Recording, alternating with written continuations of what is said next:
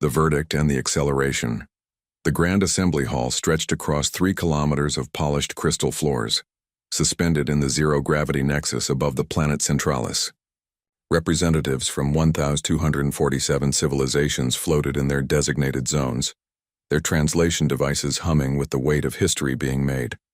At the center of it all stood Director Sarah Chen of Earth, her magnetic boots keeping her anchored to the speaking platform, while the galaxy decided her species' fate. The vote had been inevitable for months. Everyone knew it. The whispers had started in the outer corridors, spread through diplomatic channels, and finally erupted into formal proposals. Humanity was too aggressive, too expansionist, too unpredictable. In just 180 years since first contact, humans had established colonies on 67 worlds, their population exploding from 8 billion to nearly 40 billion across known space. Other species took millennia to achieve such growth. Humanity had done it in less than 2 centuries. The Valorian Prime Minister, a being of pure energy contained within a crystalline matrix, announced the results. His voice resonated through every translation device simultaneously. The Assembly has voted. 189 civilizations vote in favor of exile, 127 vote against, 31 abstain. Earth and all human territories are hereby expelled from the Galactic Assembly. All trade agreements are terminated. All shared technology licenses are revoked. Humanity has 90 standard days to remove themselves from Assembly oversight and protection. Sarah Chen didn't flinch. She had prepared for this moment, rehearsed her response 1,000 times. She looked up at the floating platforms, meeting the eyes of representatives who had once called themselves friends. Then she spoke, her voice calm and clear. Humanity accepts the terms of exile without protest or appeal. We will be gone from Assembly space within 30 days, not 90. You won't have to wait long to be rid of us. A murmur rippled through the chamber. 30 days was impossibly fast. The logistics alone should take months. The Valorian Prime Minister's energy field flickered with confusion. Director Chen, surely you need more time to organize such a massive undertaking. Your colonies, your infrastructure, your people. We've had 180 years to prepare for this possibility, Sarah replied. We're ready. She turned and walked toward the exit, her magnetic boots clicking against the crystal floor with each step. Behind her, the assembly erupted into chaos. She didn't look back. 3 hours later, Sarah stood in the command center buried deep beneath Earth's surface in what used to be called Colorado. The facility had been built 50 years ago under the innocuous name of the Deep Space Coordination Initiative. In reality, it was the nerve center of Project Horizon, humanity's insurance policy against rejection. General Marcus Webb stood beside her, his weathered face illuminated by dozens of holographic displays. Every screen showed a different aspect of the largest coordinated operation in human history. We've sent the activation codes, he said. Every Horizon site across all 67 colonies received them simultaneously. The response time is impressive. All sites report ready status within 90 minutes. Sarah nodded, watching the data streams flow past. Project Horizon had been controversial from the start. Some called it paranoid. Others called it a waste of resources. But she had pushed it through, convinced that humanity's rapid success would eventually trigger a backlash. Now, watching the careful plans unfold, she felt vindicated and sad in equal measure. What's the final count? She asked. Marcus consulted his data tablet. 347 ARC ships currently in hidden orbital positions, 892 colony transports ready for immediate launch, 450 cargo vessels loaded with manufacturing equipment, genetic banks and cultural archives, military escort fleet of 200 warships. We can move 28 billion people in the first wave, and the rest? The remaining 12 billion have volunteered to stay behind on Earth and the established colonies. They'll maintain our presence in assembly space, operate under the exile terms, and serve as our connection to the old networks. Governor Rodriguez on Mars has already transmitted her acceptance of that role. Sarah closed her eyes briefly. 12 billion volunteers choosing to stay behind so their species could have a future elsewhere. The weight of that sacrifice pressed on her shoulders. Make sure they have everything they need. Full manufacturing capabilities, the complete technology database, and enough resources to thrive independently. Already done. Marcus paused, then added quietly. The assembly is monitoring our communications. They're trying to figure out what we're doing. Let them watch, Sarah said. They wanted us gone. We're leaving. They just didn't expect us to have an exit plan. The truth was that humanity had been developing technologies in secret for decades, carefully hidden from assembly oversight. The official story was that humans used assembly-approved jump gate technology for faster-than-light travel. That was true, but incomplete. Human scientists had also cracked the underlying mathematics and built their own version, one that didn't require the massive infrastructure of jump gates. They called it the skip drive, and it could move a ship across interstellar distances using nothing but the vessel's own power generation. The assembly had strict rules about independent FTL development. They claimed it was for safety reasons to prevent dangerous experiments with space-time. The real reason everyone knew was control. If you controlled FTL travel, you controlled everything. Species that wanted to expand needed assembly permission, assembly jump gates, and assembly oversight. Humanity had smiled and played along while building their own system in secret. Research stations hidden in asteroid fields. Testing facilities disguised as mining operations. Prototype ships that officially used jump gates but actually relied on skip drives. For 50 years, thousands of humans had kept the secret, knowing their species might need it someday. That day had arrived. Dr. Jennifer Okonkwo entered the command center, her dark eyes bright with exhaustion and excitement. She had been the lead scientist on skip drive development for 30 years, dedicating her entire career to making humanity independent. Sarah, we're getting telemetry from the advanced scouts. The frontier zones are even better than we hoped. The frontier zones were humanity's destination, a region of space beyond assembly territory where thousands of unclaimed systems waited. The assembly knew about the frontier, but considered it too remote and resource-poor to bother with. Their civilizations preferred the comfortable, developed regions of the galactic core. Let the frontier remain wild and empty. Humanity saw opportunity where others saw wasteland. The advanced scouts had been exploring the frontier for 20 years, mapping systems and identifying candidates for colonization. Now those maps would guide the exodus. Show me, Sarah said. Jennifer pulled up a three-dimensional star map. Hundreds of systems glowed in the projection, color-coded by suitability. We've identified 340 systems with habitable worlds or easily terraformable planets. Another 800 systems have valuable resources and could support space-based habitats. The entire region is connected by natural dark matter currents that make skip drive travel extremely efficient. We could establish a civilization completely independent of assembly infrastructure. Timeline, Marcus asked. First colonies established within 6 months. Self-sustaining population within 3 years. Industrial base capable of ship construction within 5 years. Within a decade, we'll be producing everything we need without any outside support. Sarah studied the map, imagining the future spreading out before her. Hundreds of human worlds connected by skip drives, trading freely without assembly tariffs or regulations. A civilization built on human terms, human values, and human ambitions. The assembly thought they were punishing humanity with exile. They had no idea they were setting humanity free. Begin the first wave launches, she ordered. Let's show them what humanity does when you tell us to leave. Across Earth and 67 colony worlds, the launches began. Ships that had been hidden in orbital stations, buried under lunar regolith or parked in asteroid fields suddenly activated. Engines flared to life. Hulls that had been camouflaged for decades revealed themselves. Within 6 hours, the first wave of 200 ships departed, each one carrying hundreds of thousands of people toward the frontier zones. The assembly's monitoring stations detected the launches immediately. Alarms rang across Centralis. The Valorian Prime Minister convened an emergency session, demanding answers. How did humans have so many ships? Where had they been hiding them? And most troubling of all, how were they traveling without using jump gates? Ambassador Kenji Sato, who had replaced Sarah as Earth's representative, stood before the assembly with a slight smile. He was younger than Sarah, in his early 50s, with silver hair and an unshakable calm that frustrated his interrogators. Humanity is complying with your exile order, he said. We're removing ourselves from assembly space as requested. I don't understand the problem. You have ships we didn't know about, a Draxian representative hissed. You have technology you never disclosed. This violates disclosure agreements. We're no longer members of the assembly, Kenji replied smoothly. Those agreements ended with our exile. As for our ships and technology, we developed them within our own territory using our own resources. We broke no laws. You've been planning this, another representative accused. You knew this was coming and prepared for it. Kenji's smile widened slightly. We hoped we'd never need these plans. But yes, we prepared for the possibility that the galaxy might not want us around. Apparently, our caution was justified.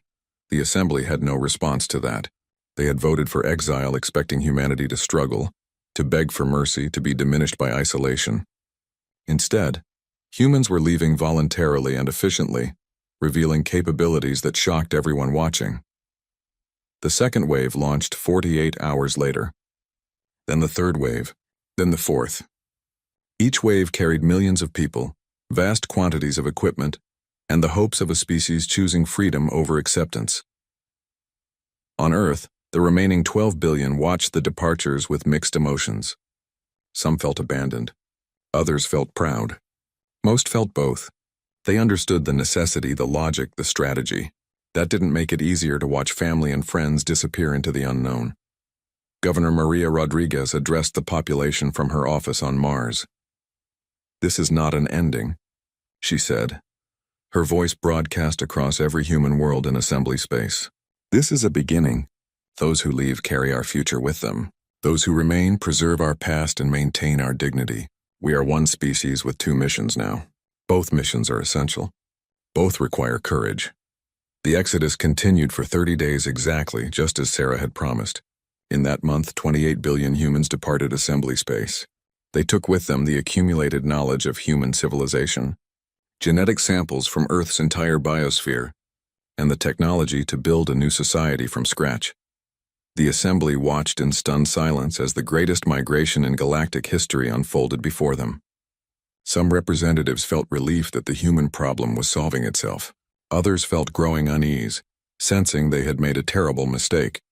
A few, like the Tyrellian ambassador who had voted against exile, simply felt sad watching neighbors become strangers. On the final day, Sarah Chen stood once more in the command center beneath Earth. The last ship had just departed. All 28 billion people were en route to the frontier zones. Humanity had left assembly space entirely voluntarily, ahead of schedule, and with a level of organization that demonstrated capabilities the assembly had never suspected. General Webb approached her with a final report. All ships away safely. No losses, no technical failures, no incidents. The assembly's military shadowed us but didn't interfere. I think they're too shocked to act. Good, Sarah said. Now comes the hard part. Building a new civilization from nothing. Not nothing, Jennifer Okonkwo corrected, joining them. We have everything we need. Technology, resources, determination, and most importantly, freedom. No assembly regulations telling us what we can research or where we can expand. No oversight committees questioning every decision. Just us, the frontier, and unlimited possibility. Sarah allowed herself a small smile. The assembly exiled us because they feared our growth, our ambition, and our refusal to slow down. They're about to learn what humanity can do when no one is holding us back. The three of them stood together, watching the holographic displays show the ARC ships moving away from assembly space at speeds the assembly didn't know were possible. Behind them, they left 67 colony worlds still functioning under assembly rules, populated by volunteers who would maintain humanity's presence in the old galaxy. Ahead of them lay the frontier zones, thousands of unclaimed systems and a future limited only by human imagination. The exile had failed before it even began. The assembly wanted to contain humanity by cutting them off. Instead, they had given humanity exactly what it needed most, a reason to stop playing by someone else's rules and start writing its own. In the frontier zones, far from assembly oversight and assembly limitations, humanity would grow without restriction, innovate without permission, and build something the galaxy had never seen before. The assembly had voted to exile Earth. Humanity hadn't waited to be told twice. They had left immediately, efficiently, and with a plan that was 50 years in the making. Now, as the last ships crossed the boundary out of assembly space, a new chapter in human history began. One written entirely by human hands, and no one could predict where it would lead.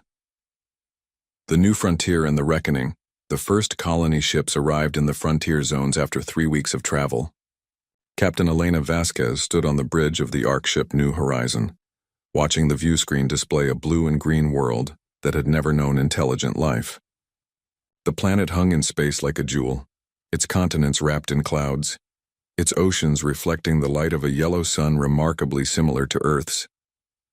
"This is it," her first officer said quietly. "New Earth, our first home in the frontier." Elena shook her head slightly. "Not New Earth. We're not replacing what we left behind. We're building something different." She consulted the colony charter that had been drafted during the Exodus. The settlers voted. "They want to call it Haven." "Haven it is," the first officer agreed. The landing operations began immediately. Shuttle after shuttle descended through the atmosphere, carrying prefabricated habitats, agricultural equipment, and 200,000 colonists eager to start their new lives. Within 48 hours, the first settlement sprawled across a coastal plain, its modular buildings connecting together like puzzle pieces. Within a week, the first crops were planted in soil that had never felt human touch before. Elena watched the settlement grow from orbit, feeling a mixture of pride and responsibility that threatened to overwhelm her. She had carried 200,000 souls across the void to an unknown world, and now those souls were building humanity's future one foundation at a time. The weight of that achievement settled on her shoulders like a physical thing. "Captain," her communications officer called out, "we're receiving transmissions from the other colony ships. New Sardinia reports successful landing. Freedom's Hope has identified their target world and beginning descent. Unity is requesting botanical data on Haven's native flora." Elena smiled. The Exodus had been carefully coordinated, but each colony ship had the authority to choose its own destination and govern itself independently. The founders had learned from Earth's history. Centralized control led to conflict and resentment. Better to let each colony develop according to its own character and needs. Together they would form a loose confederation, united by species and mutual interest but not bound by heavy bureaucracy. "Send Unity everything we've collected so far," Elena ordered, "and transmit a message to all colonies. Welcome to the frontier. Let's build something amazing." 3 months after the first landings, Dr. Marcus Chen made a discovery that would reshape humanity's understanding of the galaxy. He had been leading a geological survey team on a world called Prosperity, examining unusual mineral formations in a deep canyon system. What he found wasn't minerals at all. The structure emerged from the canyon wall like a tooth, metallic and impossibly smooth despite obvious age. Marcus stood before it with his scanning equipment, his hands shaking slightly as the readings came in. The structure was artificial, built by an advanced civilization, and according to his estimates it was approximately 8 million years old. He activated his communicator with trembling fingers. "Base camp, this is Chen. I need xenoarchaeology specialists here immediately. I've found something. Something big." Within a week, the canyon site swarmed with researchers. They carefully excavated around the structure, revealing more of its extent. It wasn't a building. It was a gateway, a massive ring 50 meters in diameter covered in symbols that no human language could read. The technology inside remained functional despite millions of years of abandonment, powered by exotic matter that human science couldn't yet explain. Dr. Jennifer Okonkwo arrived from Haven to examine the discovery personally. She stood before the gateway with Marcus, both of them staring at humanity's first contact with a truly ancient civilization.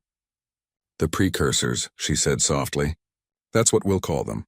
Whoever built this had technology far beyond anything the Assembly possesses. Can we activate it?" Marcus asked. Jennifer spent 3 days studying the gateway before attempting anything. She mapped the energy flows, analyzed the material composition, and built computer models of how the device might function. Finally, with a team of 30 specialists watching nervously, she initiated the activation sequence. The gateway hummed to life. Energy cascaded across its surface in patterns that hurt to watch too long. The center of the ring shimmered and transformed, showing not the canyon wall behind it but something else entirely. A corridor of light stretching away into impossible distance. "It's a network," Jennifer breathed. "A transportation system. These gateways must exist across the galaxy, connecting distant regions of space instantly." Marcus consulted his scanning equipment. "According to these readings, the other end of this gateway is 4,000 light years away. Travel time through the corridor appears to be measured in minutes, not months." The implications crashed over Jennifer like a wave. The Assembly's jump gates could move ships a few hundred light years at most, and required massive infrastructure at both ends.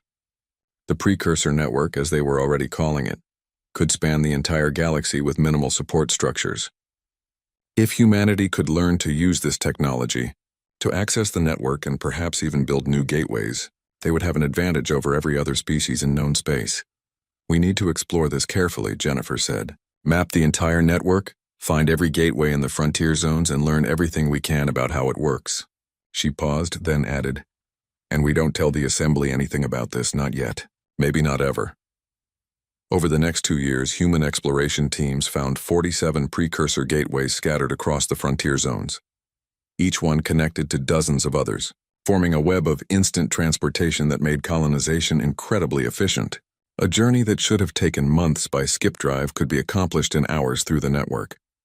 Colonies that should have been isolated from each other found themselves neighbors connected by ancient technology. The independent human confederacy formed naturally during this period. Representatives from 340 colony worlds gathered on Haven for the founding convention. Unlike the Galactic Assembly with its complex hierarchy and rigid protocols, the Confederacy adopted a simple structure. Each world governed itself completely.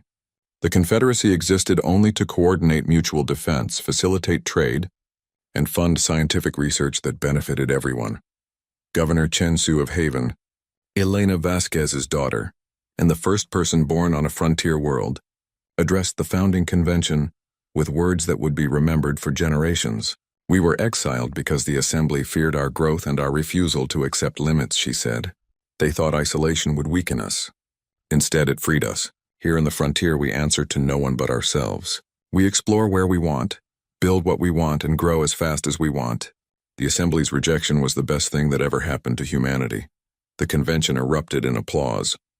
Then they got down to the practical work of building a government that could coordinate without controlling, unite without restricting, and grow without collapsing under its own weight.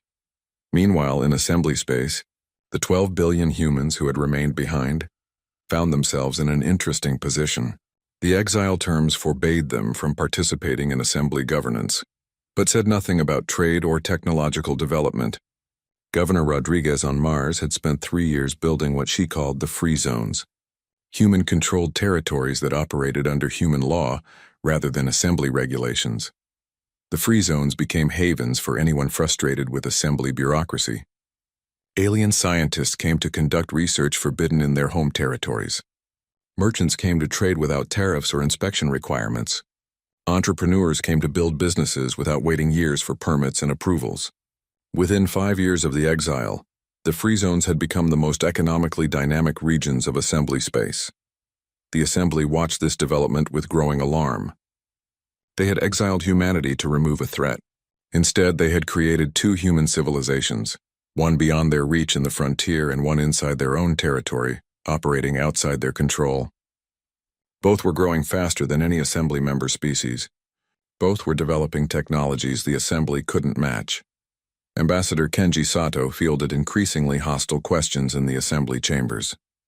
Your free zones violate the spirit of exile, a Draxian representative accused. You remain in our space but refuse our governance. We were exiled from the Assembly, not from the galaxy, Kenji replied calmly. Our colonies exist in systems that belonged to humanity before the exile. We haven't seized anyone's territory. We simply choose to live by our own laws in our own space. The exile gave us that right. You're corrupting our citizens, another representative said, drawing them to your lawless zones with promises of freedom from responsibility. Kenji's expression hardened. We offer freedom from excessive regulation and bureaucratic delay. If your citizens prefer our approach, perhaps you should examine your own policies rather than blaming us for providing alternatives. The Assembly had no good response. They couldn't forcibly remove humans from their own colonies without violating their own laws about territorial sovereignty. They couldn't stop aliens from visiting the free zones without admitting their governance drove people away. They found themselves trapped by their own rigid rules, watching helplessly as human influence grew despite the intended isolation. 8 years after the exile, the first formal contact occurred between an Assembly patrol and a Confederacy exploration ship. The meeting happened in a neutral system on the edge of frontier space, both ships detecting each other simultaneously and moving to investigate. Commander James Okoye of the Confederacy ship Pathfinder approached the encounter cautiously. His ship carried advanced sensors derived from precursor technology studies. giving him capabilities the assembly vessel couldn't match. He could see their weapon systems, their shield configurations, and their energy output in real time. They remained mostly blind to his capabilities. "This is Commander Okoye of the Independent Human Confederacy ship Pathfinder," he transmitted. "We mean no harm, but will defend ourselves if threatened." The response came after a long pause. "This is Captain Threll of the Assembly Patrol Ship Vigilant. You are in violation of exile terms by operating a military vessel near Assembly space." James checked his navigation data. "We're 200 light-years beyond Assembly borders in unclaimed territory. We have every right to be here." Another pause, longer this time. "Then your ship's configuration doesn't match any known human designs. Your energy signature is unlike anything in our databases. What technology are you using?" James smiled slightly. "That's Confederacy business, Captain. We've been developing our own innovations since the exile." He let that sink in before adding, "Is there anything else, or can we both continue our missions?" Captain Threll wanted to investigate further. James could see the assembly ship's weapons charging, a precautionary measure. He responded by bringing his own defenses online. Shields that used principles derived from precursor gateway technology. The energy signature that bloomed around his ship made the assembly vessel's sensors scream warnings. "I recommend we part peacefully," James said. "Neither of us wants a conflict today," Captain Threll agreed, his voice tight with poorly concealed shock. He had expected to find struggling human refugees in outdated ships. Instead, he had encountered a military vessel with technology that made assembly warships look primitive by comparison. His report would send shockwaves through the assembly command structure. James watched the assembly ship retreat, then transmitted his own report to Confederacy headquarters. First contact with assembly military forces completed without incident. Assessment: they're technologically stagnant. We've surpassed them in multiple areas. Recommend continued development without revealing full capabilities. The report reached Jennifer Okonkwo, now serving as the Confederacy's chief scientific advisor. She read it with satisfaction and concern in equal measure. Satisfaction because it confirmed what she had suspected. 8 years of unrestricted research and development, combined with insights from precursor technology, had pushed human science beyond anything the Assembly possessed.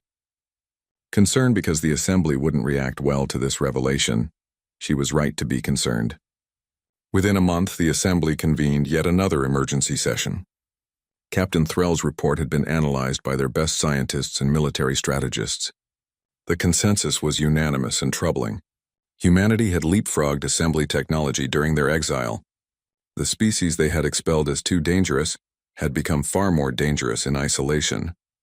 "We must establish formal relations with the Confederacy," the Tyrellian ambassador argued. "They're a major power now, whether we acknowledge it or not. Better to have diplomatic channels than to maintain this fiction of exile." "Never," the Valorian Prime Minister said. "We voted to exile them. Reversing that decision would make us look weak and indecisive. Looking weak is better than being weak," the Tyrellian shot back. "Every year we maintain the exile, the humans grow stronger while we remain stagnant. They're not bound by our regulations or our traditions. They innovate freely while we debate for decades before approving any change." The argument raged for weeks. Meanwhile, human colonies continued spreading across the frontier. By year 10 of the exile, 340 colony worlds had become 890. The population reached 35 billion. The Confederacy's economy boomed as colonies traded freely through the precursor network. Military shipyards constructed vessels incorporating both human skip drive technology and principles learned from precursor gateways. Governor Rodriguez on Mars watched these developments with quiet pride. She had maintained contact with the Confederacy through encrypted communications, coordinating a careful strategy. The free zones provided intelligence about assembly activities, while the Confederacy developed capabilities in isolation. Together, the two human civilizations represented a pincer around assembly space, one inside and one outside their borders. 12 years after the exile, the truth became impossible to ignore. A Confederacy merchant fleet arrived at a free zone port, carrying trade goods from 50 different human worlds. The ships displayed technology that made assembly vessels look like antiques. Their hulls incorporated metamaterials that could shift configuration in flight. Their power plants generated energy with efficiency the assembly couldn't match. Their navigation systems used precursor network mapping, combined with skip drive technology to calculate routes the assembly's jump gates could never reach. Ambassador Kenji Sato stood before the assembly and delivered a message that had been 12 years in the making. The Independent Human Confederacy wishes to establish formal diplomatic relations with the Galactic Assembly, he announced. We propose mutual recognition, open trade, and peaceful coexistence. We hold no grudges about the exile. It gave us the freedom to become what we are today. The chamber filled with shocked silence. The assembly had exiled humanity, expecting them to diminish and disappear. Instead, they had grown into something unprecedented. A civilization of 890 worlds connected by ancient technology the assembly didn't possess. A population of 35 billion growing faster every year. An economy that matched the entire assembly's output, despite being a fraction of the size. Military capabilities that made assembly defenses look obsolete. Sarah Chen, now in her 80s but still sharp and commanding, sent a private message to Kenji that night. Well done, she wrote. They wanted us gone, we left. They expected us to fail. We thrived. Now they have to acknowledge what we've become. The exile was supposed to be our punishment. It became our liberation. The assembly debated for 6 months before finally voting to establish formal relations with the Confederacy. The vote was closer than it should have been, with many representatives struggling to admit their mistake. But reality couldn't be denied. Humanity wasn't going away. Humanity wasn't asking for permission anymore. Humanity had built a civilization that rivaled the assembly in power and exceeded it in dynamism. The day the vote passed, Elena Vasquez stood on Haven looking up at the stars. Her daughter Chen Shu stood beside her, now governor of the first frontier colony and a respected leader in the Confederacy. They finally accepted reality, Chen Shu said. We're equals now, not supplicants. Elena shook her head slowly. We're not equals. We're ahead of them, and pulling further ahead every year. The exile freed us from their limitations. While they debated and regulated and tried to maintain traditions 10,000 years old, we built the future. She thought about the journey that had brought them here. The assembly's fearful vote, Sarah Chen's calm acceptance, the massive exodus that shocked the galaxy, the discovery of the precursor network, the founding of the Confederacy, 12 years of growth and innovation and unlimited possibility. The assembly voted to exile Earth, Elena said quietly. Humanity didn't wait to be told twice. We left immediately and built something better than we ever could have under their rules. They thought they were getting rid of a problem. They accidentally created a competitor they can never catch. Chen Shu smiled. What happens now?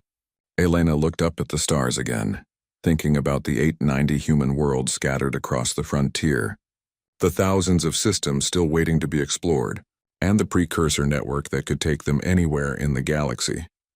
Now we keep growing, keep exploring, keep building. The galaxy is bigger than the assembly ever wanted us to know.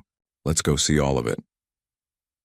Above them, ships came and went through the precursor gateway that orbited Haven. Each one carried people and goods and ideas between human worlds. Each one represented freedom that exile had given them. The assembly had tried to contain humanity by cutting them off. Instead, they had removed the only thing holding humanity back, the requirement to play by someone else's rules. Humanity hadn't waited to be told twice. They had left immediately, thrived in isolation, and emerged as something the galaxy had never seen before, a civilization built on human terms, powered by human innovation, and limited only by human imagination. The exile had failed completely, and the assembly would spend the next century dealing with the consequences of their short-sighted fear. In the frontier zones, humanity had found not punishment but possibility, and they were just getting started.